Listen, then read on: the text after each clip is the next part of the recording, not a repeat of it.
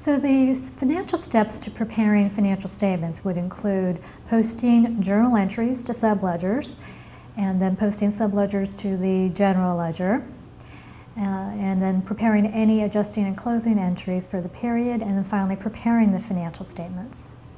So going back to journal entries. So during the month, you're recording transactions such as payments from customers or payments to vendors, and that's usually occurring every day. Then at the end of the month, you total up those subledgers and post them or transfer those balances to the general ledger. And then another practice is to then prepare any adjusting or closing entries when you close the books for the period. And common adjusting entries would include accruals. And there are accruals for salaries and wages, for example, between the period or between the date where payroll was last paid and the end of the month.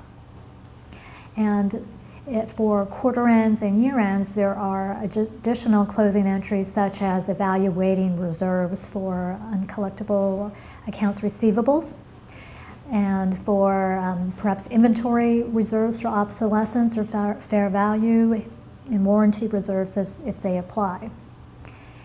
Then finally, after all of these entries are made and the trial balance is produced and then the financial statements, draft financial statements are produced, you can take a look at your balance sheet, income statement, etc., and make sure that you can explain any significant fluctuations.